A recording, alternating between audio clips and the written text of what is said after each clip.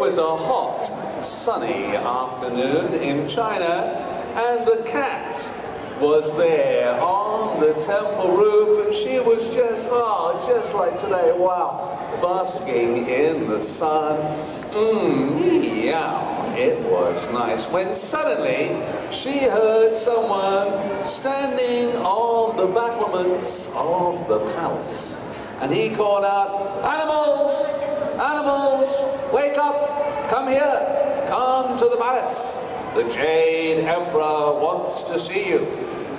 And the cat turned a lazy eye and looked across the square and saw that it was the wizard, the Emperor's wizard. And he was there calling all the animals to come to the palace. And the cat had a stretch and said, "Oh, it's so nice here on the roof, so warm, so peaceful. I think I'll just nap." So the cat stayed on the roof, but the other animals, they heard. And the moment they heard, who should come running because they wanted to see what was all the fuss about? Well, there was the dragon. Couldn't have a story from China without a dragon, could we? Okay? And he came running. It was only recently that I learned that Chinese dragons don't have wings. When I grew up, dragons in Europe have wings. So it's a mystery to me, which I still haven't worked out. How is it that Chinese dragons can fly? If you know the answer to that question, you could come and tell me afterwards. And along with the dragon came the tiger. And who's this here at the front, Lini? Who's this at the front? You think that's a rat? No, it's, look at that snout. It's a pig, yes, okay? And here was the horse and the ox. And they were running because they were very keen to find out what could be happening at the palace. It must be something exciting. And they raced to the palace. And when they got there, who should they see but the emperor? The Jade Emperor was there. And the wizard welcomed all the animals. As you can see, there were a lot of them. There was, now I have to say, in this version of the story, it's drawn as a sheep. Drawn as a sheep. Yeah, it's a goat. I've always told the story as a goat. And I'm going to tell the story today because it is the year of the goat rather than the year of the sheep. But as I'm sure my Jemiah and Abby will explain, in Chinese, it's the same character, Mian, whether it's a sheep or a goat, mountain goat. So there was a goat, and the pig, and the dog, and a rooster, and a rabbit with his long ears, and a horse, and a monkey, and the tiger, and the snake, and the ox, and the dragon, yes. And that makes 1, 2, 3, 4, 5, 6, 7, 8, 9, 10, 11 animals. The 11 animals. Sorry? Huh? Have I missed one? What? Oh my goodness me, how could I do that? I missed out. Yes, there's the mouse, or as we like to say, a rat. Because if it would be a mouse, it would be even smaller. And we would never see it. So yes, there was a rat. There were the 12 animals. And the Jade Emperor welcomed them, saying, "Thank you so much for coming." He said, "I have decided that it would help people to know where they are in terms of the years. If each year had a name, well, what name could we give to the years? Not Roger, David, Brian, Alan. No. I've decided to name the years after the animals. And you 12 animals will be the animals whose names are given to the year." Just then, there was a sound. The emperor looked up and sent one of his guards to see who it was at the door. And who should be at the door but the cat. And the cat said, "Meow, I'm here, please let me in, I'd like to meet the emperor." And the guard said, "Oh, I'm sorry. You've come too late. There's no need for you now. No room for you. Bye-bye." And the poor cat was sent away. And that's why, to this day, there is no year of the cat. So the next time you get an invitation to the palace, you make sure you get there on time. So, the wizard said, now the question is to decide which year will be the first year in the cycle. Whose name? And the dragon said, "Oh, I am the dragon. My voice is the biggest and the loudest. I should have the honor of being the first year in the cycle."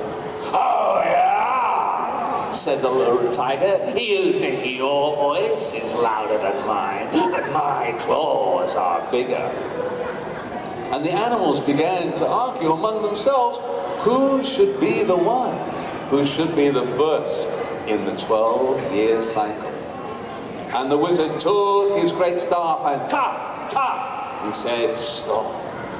There is no need for you to argue, for we are going to hold a race, a great race to see who it is will be the one to be first.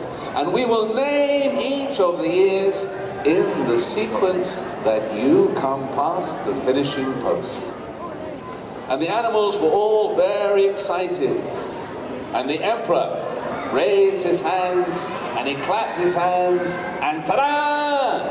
Then the animals were off. And immediately, of course, the tiger and the dragon were away. They were so fast. Away they raced.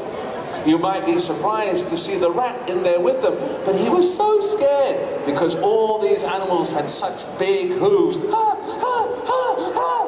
He thought that he was going to be stamped on any minute. He thought, "I better run from here as fast as I can."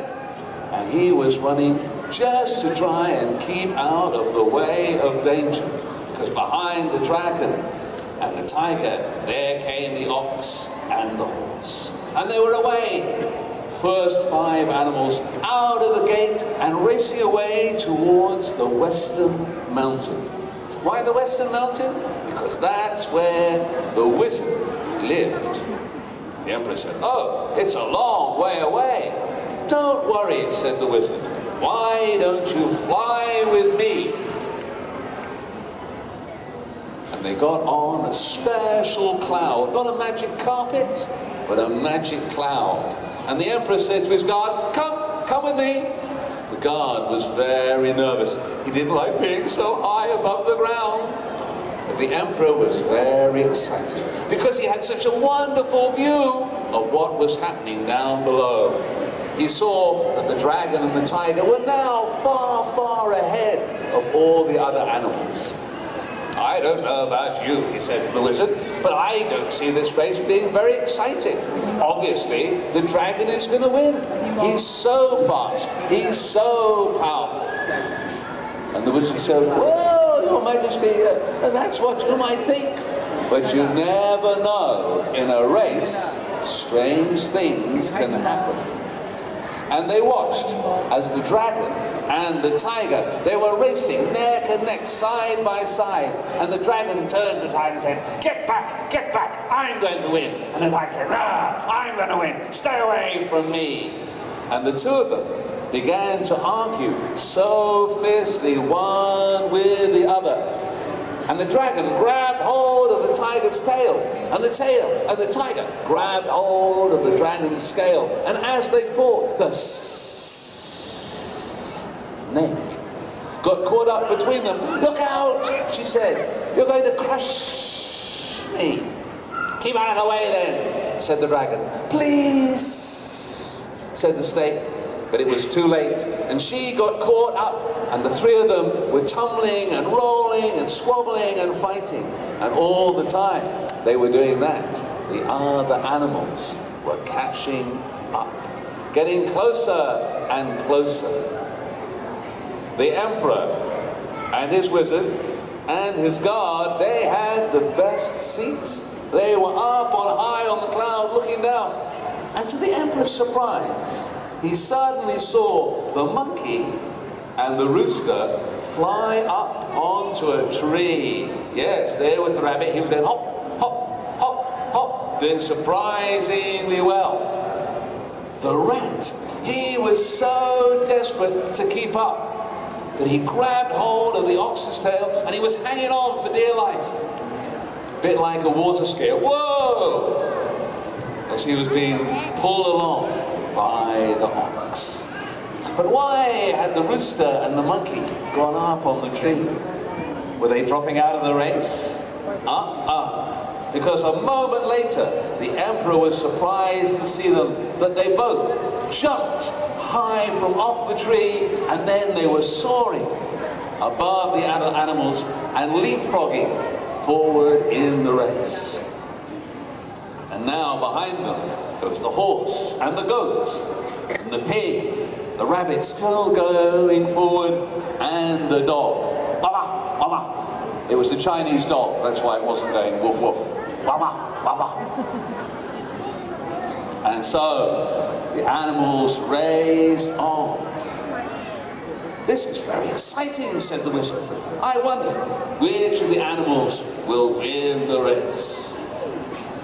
As they were going along, the goat turned to his good friend the horse and said, I can't. I'm not built for all this long running. I'm good for short sprints, going up mountains, but I can't do this great long running. And the horse said, don't worry, goat, you're doing so well. Take it slow. I'll walk with you a while. Get your breath back. And the two good friends carried on walking along the way because the horse didn't want to leave the goat behind.